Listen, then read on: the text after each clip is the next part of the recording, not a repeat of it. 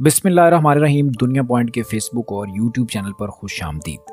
पाकिस्तान और अफगानिस्तान में चमन की सरहद पर तैनात अफगान सिक्योरिटी एहलकारों की जानब से एक बार फिर फायरिंग का वाकया पेश आया है। इंतहाई अफसोसनाक वाकया एक बार फिर से पेश आया है। इतलात के मुताबिक अफगानी सिक्योरिटी एहलकारों की जानब से सरहद के करीब एक शेख लाल मोहम्मद नामी गाँव है, जिसके करीब लगी हुई बाड़ को तोड़ने की कोशिश की गई, जिसके बाद ये फायरिंग शुरू हुई, जिसमें दोनों जानब से भारी हथियारों का इस्तेमाल किया गया और शदीद फायरिंग जो है वो देखने में आई। दूसरी जानब अफगान मीडिया में ये खबर भी गर्दिश कर रही है कि अफगान सिक्योरिटी एहलकारों की जानब से सरहद के करीब एक नई चौकी बनाने की कोशिश की गई, जिसके बाद ये फायरिंग का तबादला हुआ। अब तक की रिपोर्ट्स के मुताबिक इस फायरिंग में 7 लोग मौके पर ही जाँ बहक हो गए और 31 के करीब लोग जख्मी हुए, जिनको फौरी तौर पर बॉर्डर के करीब जो बड़ा हॉस्पिटल है वहां पर मुंतकिल किया गया। डॉक्टर्स की रिपोर्ट के मुताबिक अब तक 7 लोग जो हैं वो मारे जा चुके हैं और 31 लोग जख्मी हैं, जिनमें से 10 की हालत भी इंतहाई तशवीशनाक है। डॉक्टर्स का कहना है कि उनको बचाने की मुकम्मल कोशिश की जा रही है।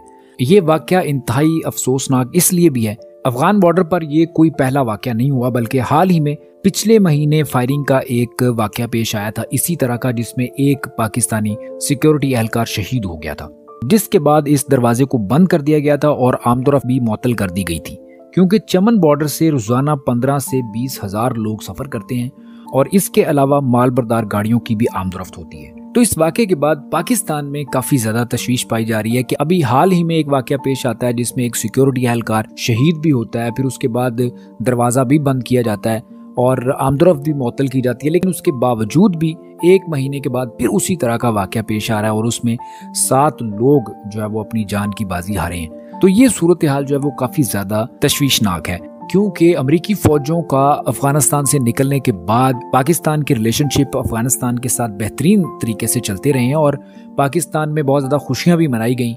और हमने तो आपको याद है कि जब अमेरिकी फौजें निकली थी तो इसको हमने भारत की शिकस्त समझा था। तो अब जो है वो इस तरह के हालात क्यों पैदा हो रहे हैं कि आए दिन बॉर्डर के ऊपर इस तरह के वाकयात पेश आ रहे हैं जिसमें लोगों की जान भी जा रही है। जब से नई हुकूमत आई है तब से फॉरेन पॉलिसी में हमारे अफगानिस्तान के साथ जो रिलेशनशिप थे वो इंतहाई पीछे जा चुके हैं। ना ही हमारा उनके साथ कोई राब्ता है, ना ही हमारे फॉरेन मिनिस्टर वहाँ जाते हैं, बल्कि आपको पता है कि बिलावल जरदारी जो है वो मुख्तलिफ यूरोप या अमेरिका या इस तरह के मुल्कों के दौरे तो कर रहे हैं, लेकिन अफगानिस्तान के साथ कोई भी इस तरह का राब्ता और इस तरह के दौरे नहीं किए जा रहे। तो उसके बाद फिर आपको याद है पिछले महीने हिना रबानी खर साहिबा को अफगानिस्तान में भेजा गया, जो कि इंतहाई एक नामाकूल हरकत थी।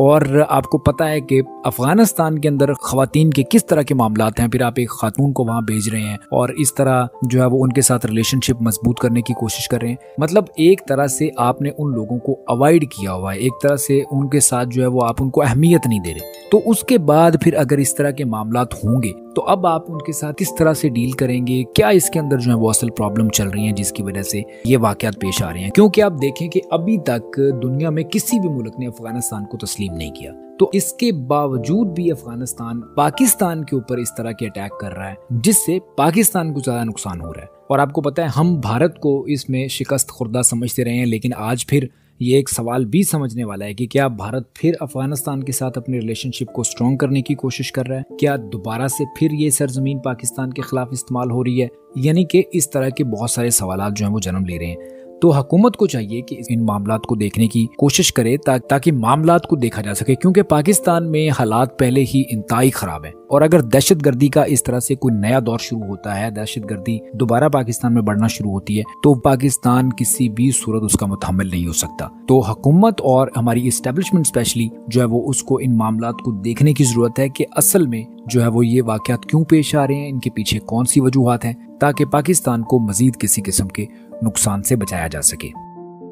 अगर अब तक आपने हमारे चैनल को सब्सक्राइब नहीं किया तो चैनल को सब्सक्राइब कर लें और बेल आइकॉन को भी प्रेस कर लें, ताकि इस तरह की वीडियोस आप तक बआसानी पहुंचती रहें।